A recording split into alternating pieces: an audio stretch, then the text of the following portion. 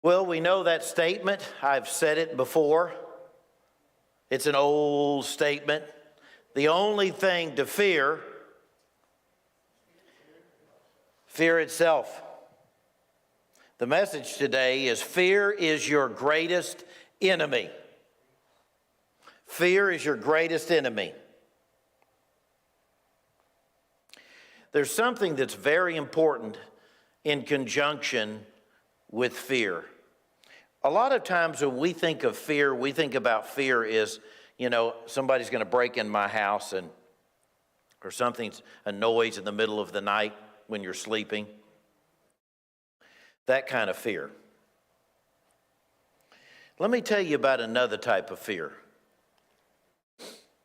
The type of fear that gets upset because you didn't get what you want. Does anybody know about that type of fear? Fear that my relationship, I'm never going to get that relationship that I'm hoping to have. I'm never going to be able to overcome my fear. Fear of fear.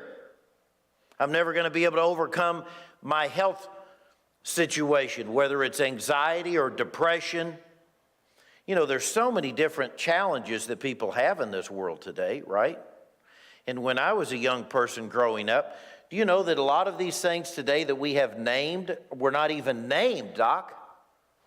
I didn't hear a whole lot about ADD when I was growing up. I don't think I ever heard it once.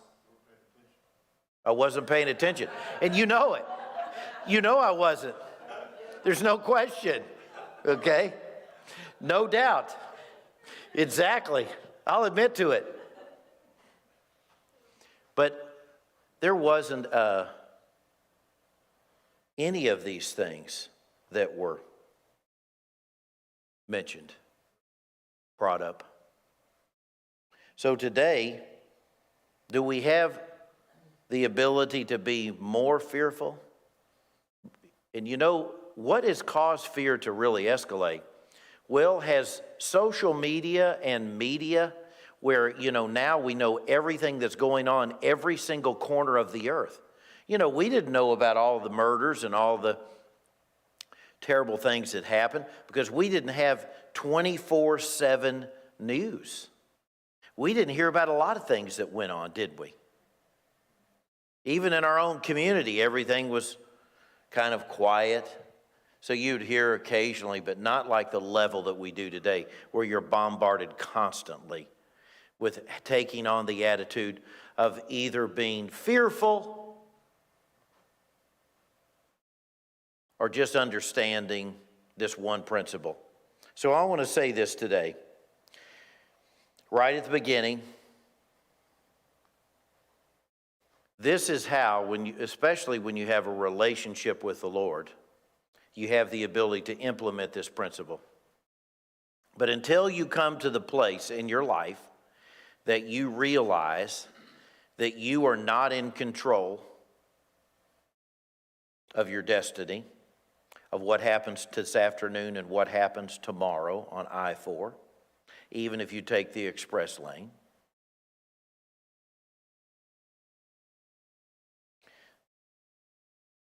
so many people tell you, you can control your own destiny by being positive. Now, I don't think anybody here would ever say that I have preached or have given a message that negativity is good. Being negative is good. I've never, ever said that. I've said that being positive is the most healthy thing you can do, even in bad situations, being positive. But my question to you is, people will say, you can pretty much do anything you want to do. Do you really believe you completely control your destiny? Because if you do, it's strange how a lot of things that have happened to you in your life that you didn't want, whether it was gray hair or no hair, whether it was being 90 pounds or 160 pounds, whether it was a marriage that lasted or a marriage that didn't last, whether it was the job or your income. Are you fearful today that you're missing out on something in life? Have you ever seen someone else had something? And they said, if I just had that car, if I just had that wife, if I just had that husband. Fearful you're missing something, you're missing out in your relationship, you're just not shown enough love. Have you ever noticed how people say, you're never home? You're never home with a partner, spouse. And then all of a sudden something happens and they're off work and they get injured. They're home all the time. You're home too much. You're home too much. You're getting on my nerves. Sometimes, the thing that we want the most could be the thing that could end up destroying us. And did you know that God's destiny sometimes actually saves us from ourselves? 1 John chapter 4, verse 18. The scripture says something. There is no fear in love, but perfect love casteth out fear, because fear hath punishment, and he that feareth is not made perfect in love. So perfect love does not institute fear. Have you ever known somebody in a relationship and they always put fear in the other person? If you do that, I'm leaving you. Well, that's putting fear in them. If you don't do this, I'm leaving you.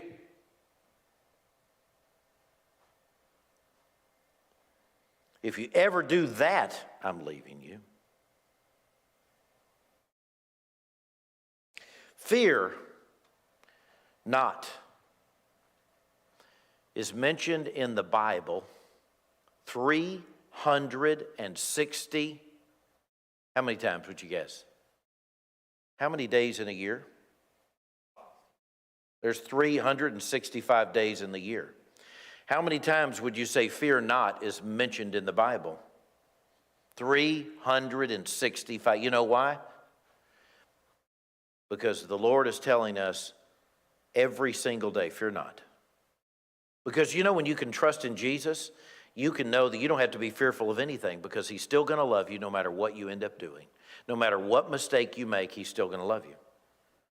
If you're trusting in him, if you're trusting in his righteousness, if you're trusting in the grace of Jesus. Let me say something to you. And this is a difficult statement, and it can kind of be jovial and funny at the same time, but it's true. It really is true. If you don't believe me, I've said in the past, historically, do you remember when you go to the airport in the 80s and you get the nicest meal? Do you remember then in the 90s it kind of started changing and kind of things weren't as nice and you were excited about going on a flight, and then it kind of in the 2000s, it ended up you were getting peanuts for that steak replacement in the 90s, and then in the 2000s you were getting interrogated like you were a criminal, your shoes taken off, an x-ray machine that could see everything, and I mean everything. So you say, what are you talking about, Pastor? What do you really mean? Did you know that normal is never coming back? Never. You see, what was normal 30 years ago is not normal today. You've seen the transition in the past 24 months. You've seen the transitions in the past. Just flying, traveling. Normal's never coming back, because it always changes. It always goes behind. Look at history.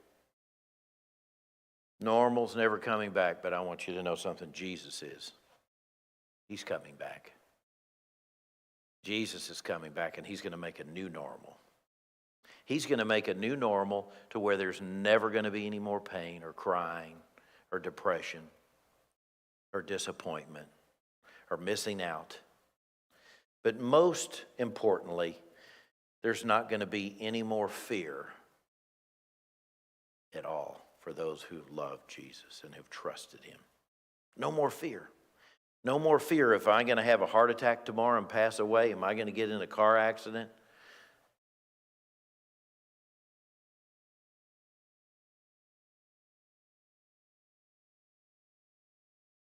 I want you to realize something today.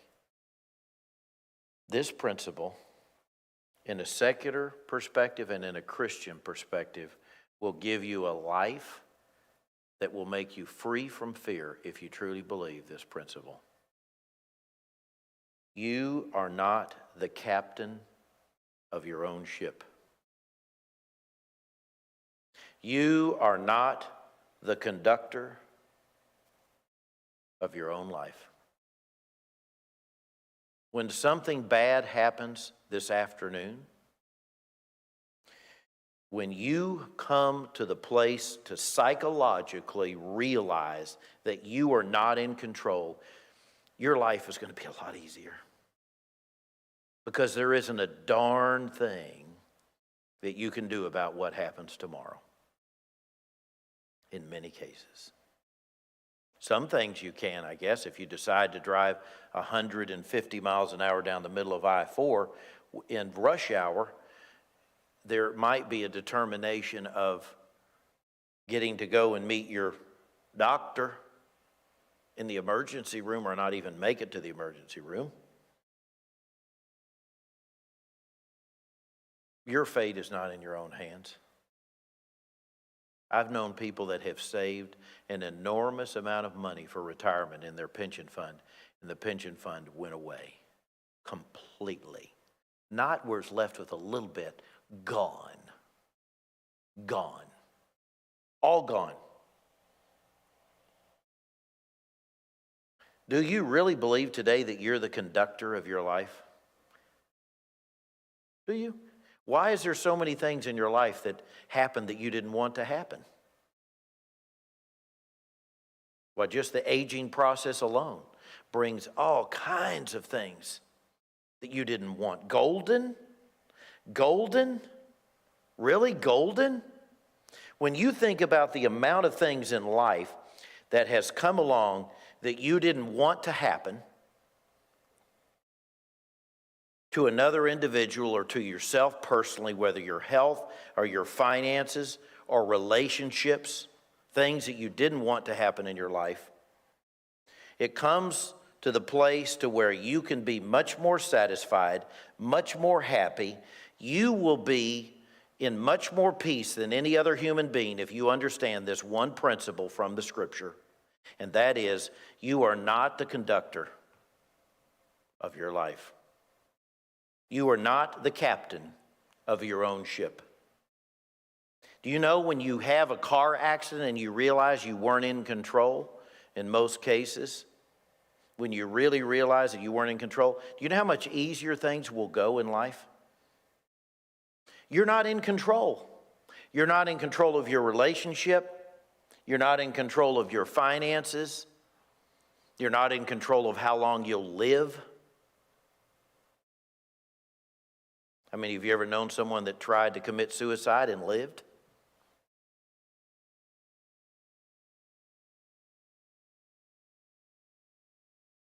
That's how you get rid of fear. Is the Lord said that I'm in control of your destiny. I will decide, the Scripture says, the day of your birth and the day of your death. So today, if only we could just eat all the right foods, save enough money, take enough self-help courses, get the best holistic doctor in the world, and still, you will never get rid of fear until you realize the principle that God said in the Scriptures, that we're not the conductors of our life. You are not the captain of your ship. Do you know how much easier your life's going to go now that you know that? Because whatever happens, happens, right? We know these secular quotes, right? It'll be, it'll be. Whatever happens, happens. Now, some people go to the other degree, right? And they become sarcastic, right? They actually become cynical about it. But the key to being in a knowledge of understanding that fear will cease when you realize you're not in control, when you really have that knowledge, that's how you're going to really be able to understand that whatever happens, you can have peace in all situations. This is how you get rid of fear.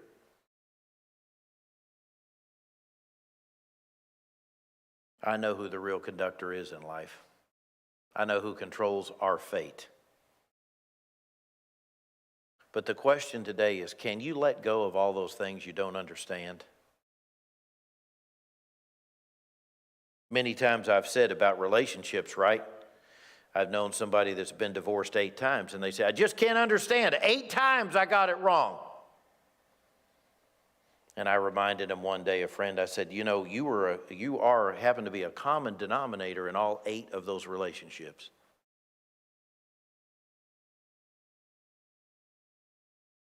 You were part of all 8. All 8.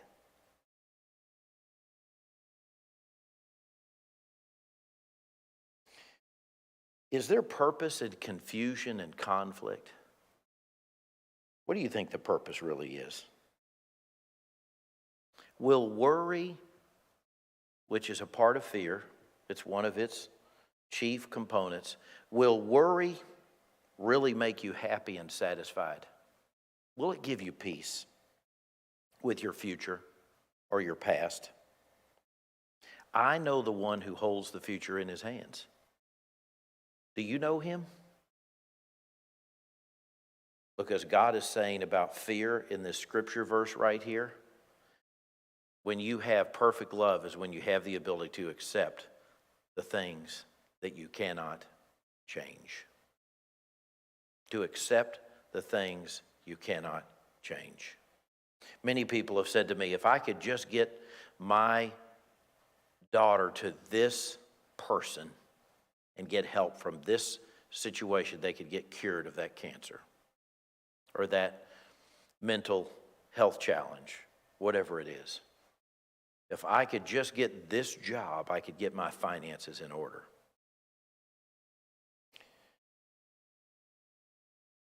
Number 1, this is the day to realize that time will resolve all your problems. You know what it is, right? You know the secular statement. What do they use a lot of the time? Fate. Well, that was your fate. That was your fate. God says, this is your destiny. Fate is just whatever happens, happens, right? Whatever will be, will be. Destiny is where God has designed everything so that we can realize that we're not in control. That's the purposes of these things that happen in our life, is to realize that we are not in control. The second thing to realize, time will resolve all of your problems. Have you ever heard the statement and the saying that says timing is everything? You ever heard that? You ever seen an interview where a high net worth individual, famous business person says, well, you know, right, it was a lot of hard work or a little bit of work and a lot of luck. You see, luck is the secular word, but the spiritual word is timing, destiny, God, the God factor. So the first thing we need to realize is that time will resolve all your problems when you realize God is in control. Number 2, enjoy today to its fullest. Because I mentioned earlier, tomorrow will change. Enjoy today to its fullest, because tomorrow will change. Remember I mentioned, right? We enjoyed traveling in the 80s, and then the food got cheap in the 90s, and then you had to do everything but take your clothes off in the 2000s to get patted down, right? Enjoy today, because tomorrow history will change. And some other implement, just like what we went through with the virus situation, there's going to be something else that's going to come down the road. And what we consider to be normal today is going to be gone. It's not going to be normal anymore. Number 3, This is really important. I would encourage you to do this, as long as it's not something that's bad. Do that thing you always wanted to do before it's too late and life passes you completely by. You say, I always wanted to go to the Grand Canyon. Go to the Grand Canyon. I know sometimes people get so spiritual that they forget God has allowed us and blessed us with the ability to enjoy this world. We can enjoy ourselves. It's not going to do any good to beat yourself up every day and to make yourself a miserable person because you believe that that's going to please God. Because I got news for you. You can beat yourself up every day and make your life miserable and give all your money away to the poor and still have the one underlying sin that everybody cannot capture and get rid of, and that's pride. I preached on it last Sunday morning. Because you see, people that do good and give all their money away and feed the poor still have pride. They still think, look what I'm doing. He's not doing that, I am. Look what I'm doing. He's not. Look at the way he lives his life in debauchery and sin. Well, that was the original sin of Satan, was pride. I go to church, he doesn't. I pray, he doesn't.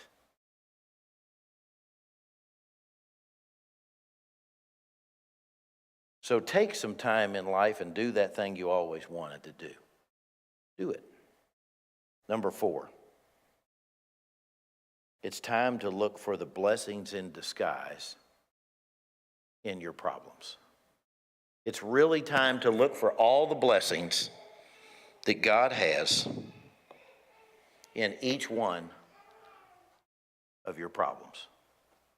You say, there's no blessings. There's no blessings at all in my problems. There really is. Because have you ever had a problem that came along and that problem actually saved you from something that was way worse? It's like the story I heard about the gentleman that had his car broke down and he was on this road trip and it was a storm and the car broke down. He was so upset and he realized he missed the bridge that went completely out. Or the plane flight, right? Whatever it may be.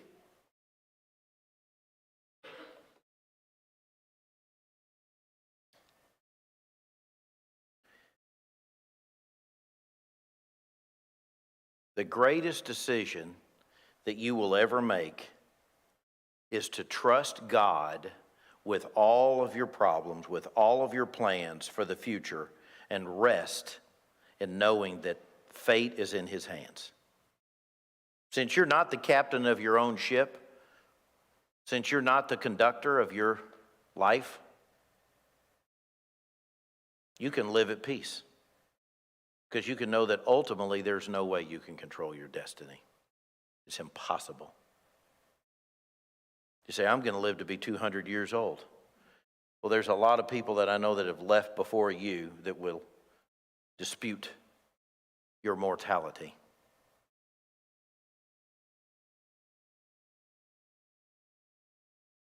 Some people just never realize that the gifts in difficult times is to actually just be thankful for what you have. And that goes back to remember the new normal. Normal is gone. Normal has always been gone. Did you know that? People that love to have a beautiful carriage and horse and buggy, and then when the Ford car came along, they didn't like it. They didn't want anything to do with it. People that used to love sitting in churches with pews, and then the pews went away for stadium-style seating. They didn't like it. It was a new normal. They didn't like it. Going through the security at the airport, now it's kind of like going through the security to get into the White House. People don't like it.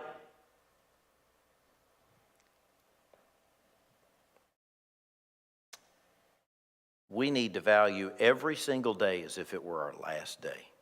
What would you do today if you knew that you were given 24 hours to live?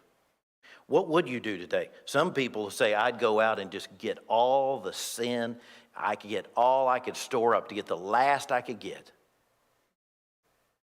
They would. They'd just say, I'd get all that I can get. Some people would start to think about how great it was to have the health that they did have, right? The health that they did have. Tomorrow morning, I have something for you. You're going to be hit with a new battle tomorrow morning. Tomorrow morning, you're going to be hit with a new battle. You said, there's no way. Have you ever heard somebody say this statement? There's no way my life can get any worse. Really? It can't get any worse? Life is a series of real challenges. And when you understand that God is the one that is the artist and He's the one that paints the outcome, He's the one that decides the end. When you come to the place and realize that, your life is going to go so much better when you realize you're not the conductor. You're not the captain of the ship. Your life, you're going to escape fear like you've never escaped fear when you realize, Joanne, you're not in control. You can witness to children and until your face has become blue. God is in control. God is in complete control. Look to God, because guess what? Sometimes the greatest blessings comes in problems. Sometimes the greatest blessings you'll ever have come in your problems. I want to say this. The deposit of pain in the battlefield, that deposit of that pain from your past, the deposit of the pain that's going to come tomorrow or 5 years from now, on how you deal with that pain, whether you realize, I'm not the captain, I don't really have the outcome, God does, will determine the attitude that you have for the rest of your life. Are you going to continue to live in fear? Fear of the devil, fear of evil, fear of society is going the wrong direction, fear of your health, fear that you'll never get enough money to pay your bills, fear that you'll never get that relationship that you were hoping for? What you do in the battle, there's 4 things I want to say as we close. 4 things that you do in the battle that are crucial, the battle of life. Number 1, this one I'm a firm believer in. I don't care how bad it gets, I always remind myself and tell myself. And that's what helps me to persist. In tough situations, I seem to be extremely persistent. But I'm going to tell you why, because of these 4 things. Number 1, maintain hope always. Maintain hope that your relationship's going to get better. Maintain hope that your health is going to get better. Maintain hope that you're going to get that thing that you really wanted to get accomplished. Number 2, persevere knowing that the outcome is not controlled by you. Do you know, is it incredible, Sergey, how hard people work? And yet ultimately, destiny and fate is really not in our hands. I want to tell you, you're not the captain of your ship. Come back in 10 years and I'll show you. I'll show you some new wrinkles. I'll show you some new health circumstances. I'll show you the limitability of how long you're going to live. I'll show you how your children will have something happen that you were beyond your control.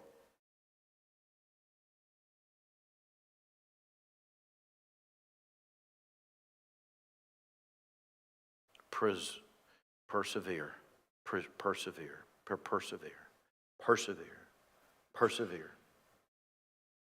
The outcome's not in your hands.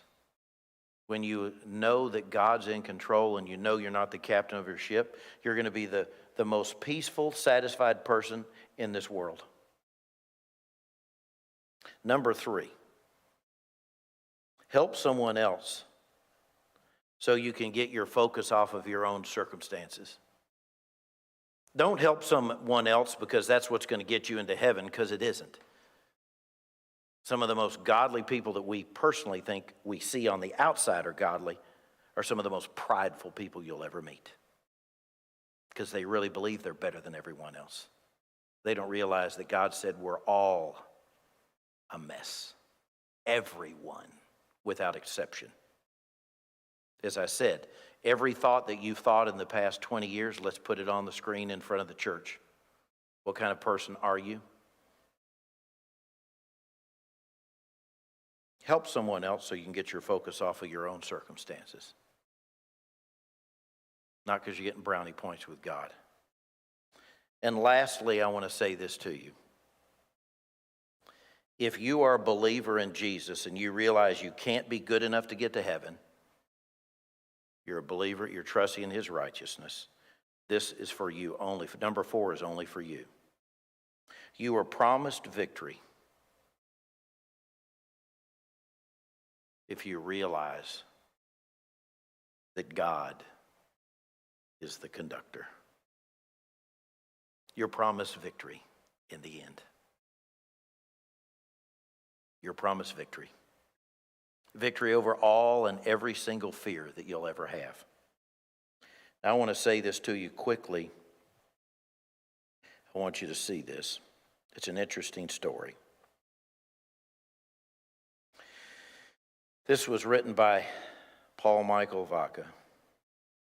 Life can be a roller coaster. There are ups and downs and curves and all sorts of twists and turns you do not control. However, the roller coaster is still headed to its designed end.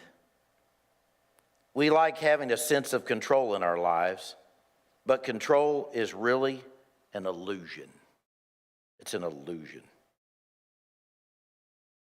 All it takes is one bad doctor report, one rebellious child, one car wreck, one pandemic, one misfiled report, or a downturn in the job market to reveal how little in control you really have over your life.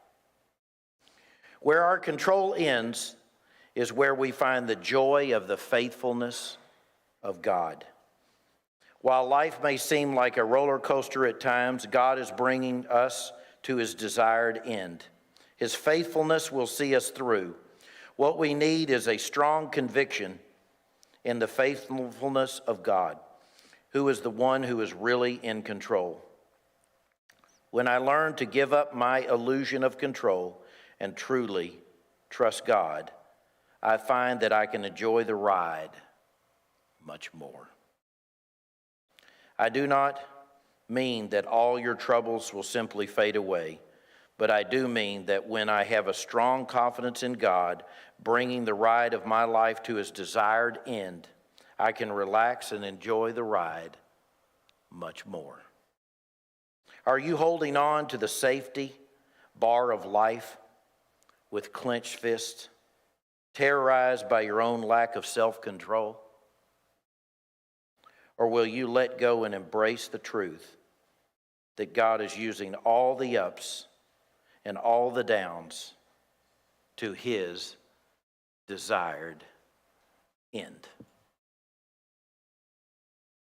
You'll be much happier in life when you realize you're not the captain of your own ship. You're not the conductor of your life. Father, thank you today that we don't have to fear